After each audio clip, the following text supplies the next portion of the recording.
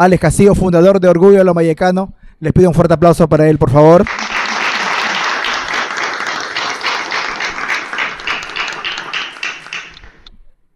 Bueno, gracias. Primero, antes de empezar ya sobre el tema, quiero preguntarles cómo están. Bien.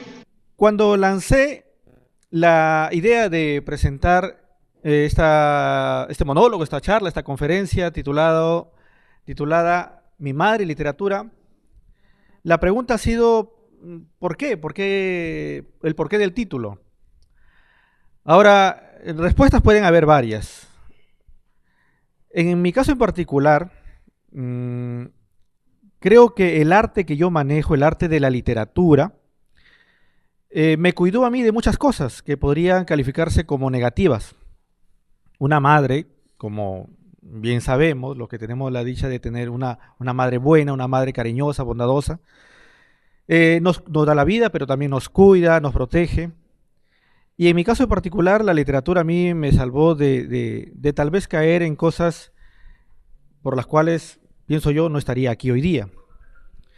Pero en mi vida no solamente mi madre la que me trajo a este mundo, sino también mis abuelas, mi abuela paterna y mi abuela materna. De esas tres mujeres, yo aprendí muchísimo. Y de cada una de ellas les voy a hablar. En el caso de mi abuelita materna, la señora Nicolasa Sandoval Moreno, que tiene 85 años, no más, casi tiene más de 90 años ya, y aún está con nosotros, y aún está lúcida. Esa señora, esa adorable viejecita, me contó muchas historias. Ella vive en el distrito de Muchumí, y cuando en época de vacaciones yo la visitaba, pequeñito, ¿no?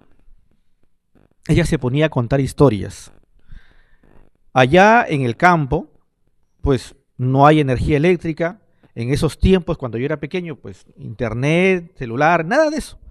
Entonces, en la noche en el campo, bajo la luz de la luna, las estrellas, ella se ponía a contar esas historias. Y a veces ni siquiera nos llamaba. Conversando con mi abuelo empezaban a contarse, y uno solito se acercaba y se quedaba totalmente encandilado con esas historias, algunas realistas sobre conocidos que ellos tenían y otras muy fantásticas. De pronto por ahí, la cucarachita que buscaba marido para casarse. La historia del niño Juan el Oso, que mandó a hacer una espada de no sé cuántas arrobas para enfrentarse al monstruo. Otra historia un poco jocosa de aquella señora que tenía males intestinales. Tengo que tener cuidado porque por acá hay niños, pero que sus hijas le aconsejaron que usara un corcho. Hasta que un día en una fiesta se peleó todo el mundo, se le cayó el corcho y por ahí llegó la policía y terminó usando el silbato del policía. Más no les puedo decir, ya entenderán por qué. O la historia de aquel diablo que llegaba a las bodas para robarse a la novia, que yo utilicé esa historia de inspiración para escribir un cuento que tengo llamado El Diablo Enamorador. Entonces, era fantástico. Ahora, ¿por qué uno se quedaba tan encantado con eso? Porque la abuela lo contaba como si fuese una verdad. Y de ahí yo aprendí que tienes que hacer eso. Tu historia puede ser muy real o muy fantasiosa, pero tienes que ponerle veracidad. Si tú crees en tu historia, tu público, tus lectores también van a creer en esa historia. ¿Correcto? Entonces, yo he escrito poesía, mucha en mis inicios, pero cuando empecé a escribir cuentos y ahora en la actualidad novelas, trato de poner ese ingrediente, gracias a ese recuerdo de las historias que me contaba mi abuela materna, la señora Nicolasa. Ahora le voy a hablar de mi madre. Mi madre, la que me dio la vida, me engendró. La señora María Ventura de Castillo, que no está acá porque si me escucha que digo de Castillo se va a enojar. No por otro motivo, sino que bueno, lamentablemente mis padres se separaron en algún momento. Ella, si bien es cierto, no es que sea escritora o gestora, pero me enseñó algo muy importante que tiene que ver justamente con dar, de alguna manera, a trascender lo que nosotros hacemos. Y es el no rendirse, el luchar por nuestros sueños, el luchar por salir adelante. La vida artística no es fácil, es muy, muy complicada. Y me perdonarán mis amigos cantantes o danzantes, pero nosotros, los escritores, la tenemos un poquito más cuesta arriba. ¿Por qué? Se preguntarán, porque el canto o la danza es algo más visual. El público es un ente pasivo que se sienta, escucha, mira. Para un lector le estás pidiendo que haga algo. Primero, que compre un libro. Segundo, que empiece a leerlo página tras página. Entonces, es más complicado. ¿Correcto? No con esto les digo que me voy a convertir en cantante o danzante porque no me va a salir. Pero bueno, mi madre se casó muy jovencita, se comprometió muy jovencita. 16 años tenía cuando se comprometió con un galancete por ahí que era mi señor padre. No, resulta que los dos estaban en el colegio, estudiaban en la nocturna, se enamoraron, y ella siempre fue esa señora que en lo que prendiera mi padre, ella estaba ahí. Lo seguía en todas sus locuras. Muchos años después, cuando ya se separaron, ella nunca se rindió, siguió adelante, trabajando duro y constante, porque tenía que de alguna manera sacar adelante a sus pequeños, que éramos nosotros. Nos dio, pienso yo, lo mejor que pudo. Yo pude terminar con éxito el colegio, pude ingresar a la universidad. Entonces, cuando a mí me tocó ser padre, que les contaré, pues terminé la universidad y ahí nomás me convertí en padre, yo tuve que dejar muchas cosas a las que estaba acostumbrado, digamos soltero, porque ahora tenía que dedicarle mi vida a esa pequeñita que había nacido. Si bien es cierto, en la universidad no me fue tan mal, al contrario, yo fui el único estudiante que, estando en tercer ciclo de universidad, publiqué mi primer libro, Las noches de mi alba, que para los que vayan, estamos grabando esto porque vamos a sacar un video. Ya cuando vean el video, por acá voy a poner la foto del libro, Las noches de mi alba. Fue mi primer libro donde reuní mis primeros poemas y cuentos que había escrito tanto en la etapa escolar como en mis inicios de universidad. Ahora, seguí por esa senda literaria, leyendo mucho, investigando mucho, pero como le repito, terminé la universidad, me convertí en padre y tuve que dejar todas esas locuras de lado, porque ahora tenía que trabajar duro y parejo para esa pequeñita. Y si bien es cierto, yo como docente empecé a trabajar en un colegio, pero pues no alcanzaba, ¿no? Y tuve que dedicarme a otra cosa. Ahí fue que emprendí, ¿no? Tuve que poner un pequeño negocio. Y ya no había tiempo ni para ir a eventos literarios, ni para escribir, nada. Pero ¿saben qué? La literatura nunca me dejó. Ahí me llamaba, yo estaba, recuerdo, cansado, con el cuerpo molido. Supuestamente ya tenía que irme a dormir, pero para que descansar, para unas horas después volver a la chamba de nuevo. Pero la poesía, las historias estaban ahí. Y recuerdo claramente que así, ¿no? Un poco de costadito ahí, agarraba cualquier papel o mi celular y me ponía a escribir. Esas cosas que escribí quedaron ahí hasta que en el año 2018 pude reunir ese pequeño material y sacar mi segundo libro titulado Pétalos Agónicos. Y se titula así justamente por eso, por esa etapa por la cual ya estaba pasando. Ese libro tiene poesía más que nada, pero también tiene por ahí un par de microrrelatos. Entonces, ya para ese año 2018, la empresa que yo estaba poniendo, el emprendimiento en el cual estuve, ya empezaba a dar frutos. Y pude justamente publicar un libro, porque publicar un libro no es fácil. Ahora, a veces uno hace ese tipo de locuras, porque para sacar un libro hay que invertir una buena cantidad de dinero. Pero, a ver, ahora, ¿cómo haces que ese libro llegue a la gente? ¿Cómo haces eso? Entonces, me fui dando cuenta que así como había sacado mi negocio adelante, podía utilizar las mismas estrategias para también mi libro hacerlo llegar a la gente. Ahora, estaba recién empezando, era mi segundo libro, pero Mi negocio no tenía mucho tiempo. Me fui dando cuenta que tenía que aplicar algunas estrategias que aplicaba a mi emprendimiento para con mi libro. Pero como estaba recién, algunas de ellas no funcionaron. Y lo que pasó después, ya lo voy a contar en un momentito. ¿Por qué? Porque antes de ir netamente a eso, quisiera hablarles de la otra persona importante en mi vida. Esa persona ya no está conmigo, es mi abuelita paterna, Luz Victoria Tábara. Ella no está acá, no, ya se fue cuando yo era bastante pequeño. ¿Qué pasó ahí? Tengo que darles un poquito de contexto primero. Les había dicho que mis papás se comprometieron muy jóvenes, ¿no es cierto? Mi mamá se lo llevó a mi papá al campo a trabajar. Y una de las cosas que decía mi abuelo, o sea, su papá de mi mamá, era que mi mamá en el campo era espectacular. Que si la ponías a competir contra un muchacho, le ganaba, sea trasplantando arroz, sea cosechando camotes, en lo que sea. Mi mamá era muy chamba. Bueno, es hasta ahora. Y cuando se comprometieron, y obviamente muchachos que apenas habían dejado el colegio, pues se fueron al campo y mi papá, pues sí, él siempre estaba acostumbrado acá a la ciudad y no daba una, las manos le sangraban, o sea, era un caos. Hasta que ya pasó el tiempo y mi mamá pues salió embarazada, ¿no? Y tuvieron a su primer bebé. Ese primer bebé fue la emoción más grande de mi padre. Mi hermano mayor, que a propósito está acá. Mi papá estaba que no cabía de felicidad, que no cabía de emoción, ¿no? Y decían para ellos, mire, nuestro próximo bebé, si tenemos otro bebé, que sea una mujercita, ¿no? Para hacer la parejita, y ahí ya cerramos la fábrica, ¿no? Porque tampoco hay medios, pues, para tener tantos hijos, ¿no? Y muy jóvenes ellos, no sé, a los 2 años, mi mamá dio a luz, otra vez.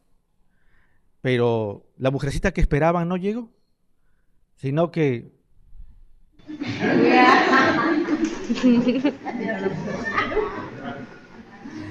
Y la verdad es que no sé qué pasó. Recuerden, le estoy diciendo 2 años nomás. Yo era un bebé que necesitaba a su mamá, pero mi hermano tampoco estaba muy grande, también estaba la mamá, entonces dicen que yo estaba como que muy celoso. Y la cosa se complica más porque año y medio después, mi mamá tiene otro bebé.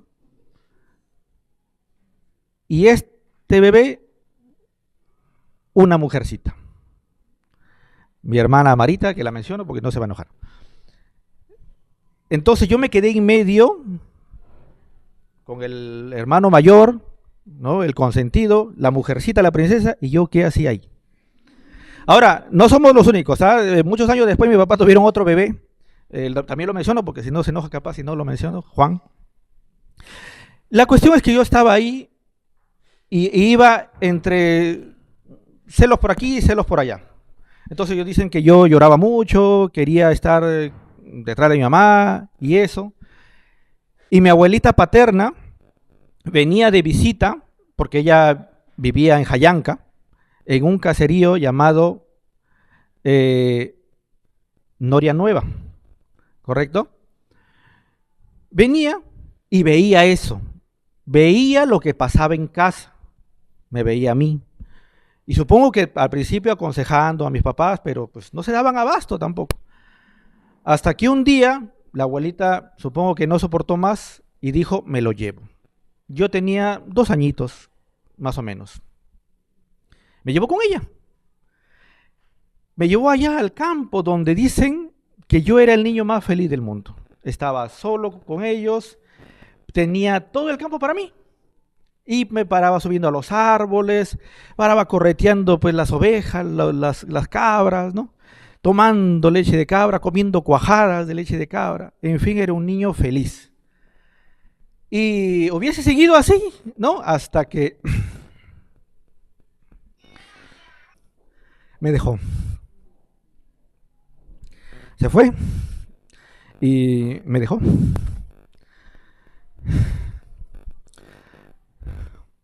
Yo tenía 4 años, apenas.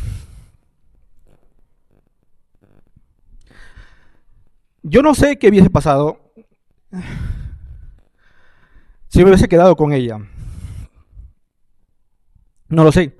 Tal vez hubiese sido un campesino nomás, criando también ovejas y cabras. Tal vez nunca hubiese ido a la universidad. Tal vez nunca hubiese publicado ni un libro. Pero lo que sí sé es que hubiese sido muy feliz. Pero la vida es así. Ahora, mis papás me trajeron de nuevo a Lambayeque y yo era un niño muy solitario, muy triste. Le extrañaba mucho y incluso tengo algunos recuerdos de verla a ella. Hasta que fue pasando el tiempo, entré al colegio, pero aún así dicen que yo no era un niño sociable. Pero poco a poco ya fue calmando ese dolor. Y un día, recuerdo claramente, bueno, tuvimos que cambiarnos de casa, vivíamos en la avenida Sutton, pero nos cambiamos de casa, nos llevaron a un pueblo joven por problemas justamente económicos.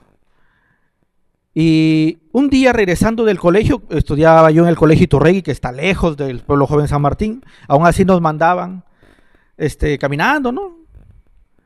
Y un día regresando a casa, en un poste que estaba por ahí, donde la gente había dejado bolsas, vi algo que me llamó la atención. Era un libro con ilustraciones un poco extrañas. Las ilustraciones que ustedes se pueden imaginar, donde está la cabeza, el tronco y los brazos y las piernas son dos palitos, nomás.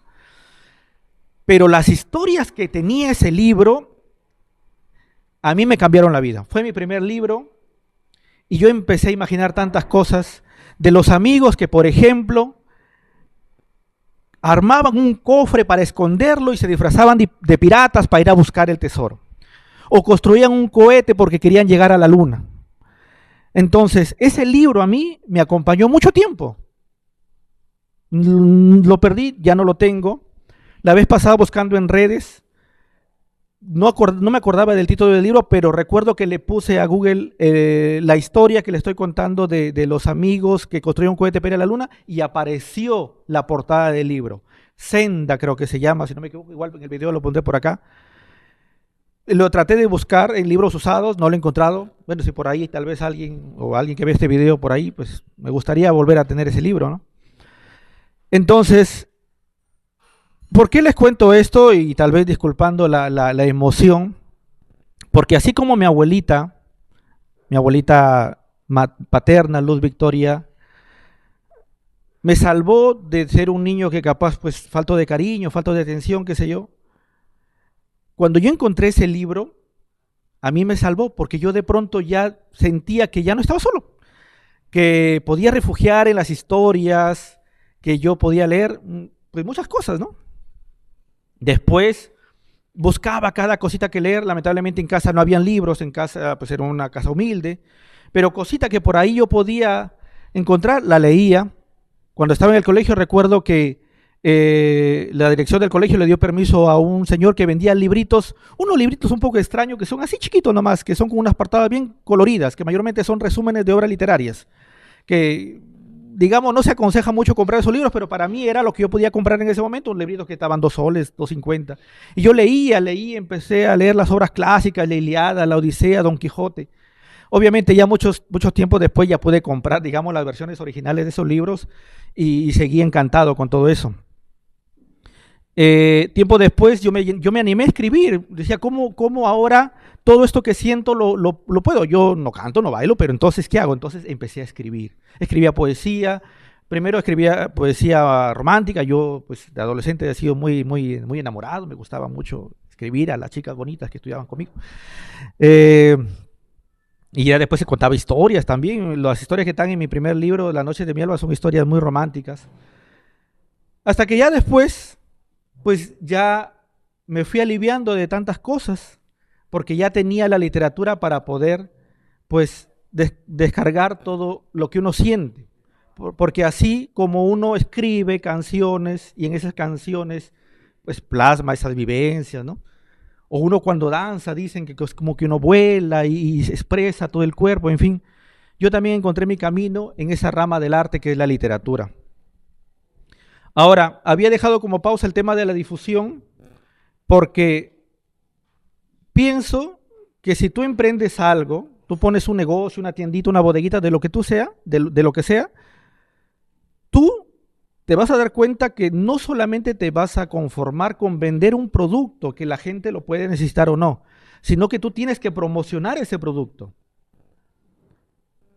De pronto contratas un influencer o tú mismo te transformas en un influencer y empiezas a estar haciendo tus videos, ¿no? Ahorita tus TikTok y todo. Entonces, ¿por qué no tomar ese ejemplo y pasarlo a tu arte? Entonces, cuando ya ha ido pasando el tiempo y en el 2021 yo publico mi primera novela que es El Niño del Bosque, con El Niño del Bosque, ahí sí yo le puse todo lo que tenía que ponerle, invertí en mucha publicidad en las redes sociales, puse el libro en Amazon y empezaba a contactarme con gente que quería comentar mi libro, se los enviaba, el libro llegó incluso a México, desde México hay comentarios que se hicieron del libro. Cuando entro a Amazon para ver si se habían vendido libros, me encuentro con la noticia de que sí habían comprado libros tanto en México y en España, por ejemplo. ¿Cuesta? Sí. ¿Ese esfuerzo? Sí. ¿Hay que invertir? Sí.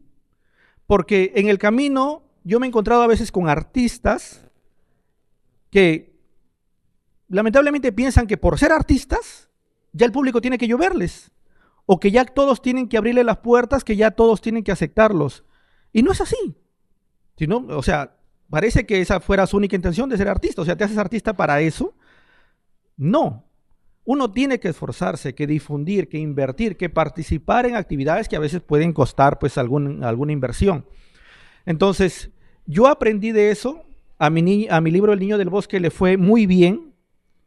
Ahorita en este año sale la segunda parte porque ese libro son 3, es una trilogía. La segunda parte ya sale este año. Y seguramente le pondré lo mismo que le puse al primer libro y todas las enseñanzas que he podido aprender a lo largo de mi vida. El hablar hoy día ante ustedes era más que nada para eso, para poder manifestar lo que a mí como artista en la carrera literaria me había sucedido, que seguramente ustedes pueden tener historias incluso hasta más complicadas que las que yo les pude haber contado en este pequeño tiempo, que si hay más que contar, pues ya se los contaré en otro momento, capaz, no sé. Que se sepa que si la vida nos hizo artistas o si nosotros nos hicimos artistas, es porque tenemos algo que mostrar a los demás. Es tan bonito cuando demostramos nuestro arte y el público está aplaudiendo y el público está pidiendo otra, ¿no? O te piden una foto, o te piden que le firmes un libro, en mi caso. Es lo más bonito que puede suceder. Y sabemos, no sé si ustedes crean en esto como yo, pero sabemos que algún día cuando ya tengamos que partir, pues queda algo de nosotros acá, ¿no? Aquí queda nuestro legado, ¿no es cierto? Y tal vez, no sé, de aquí a 50 años, 100 años, cuando ya ninguno de nosotros estemos acá, tal vez sigan hablando, ¿no? Del maestro de danzas, ¿no? Del cantante, o no sé, tal vez por ahí del escritor. Les agradezco mucho por su atención. La verdad que ustedes serían para este monólogo, esta conferencia, serían mi primer público porque pienso llevar esto más completo porque ahorita he tenido que resumirla a otros lados, pero ustedes han sido mi primer público para esto que les he contado. Así que son un público que jamás voy a olvidar. Y de verdad, muchísimas gracias. Espero que de alguna manera pues haya servido tal vez estas palabras que les he expresado. Gracias. Hasta la próxima.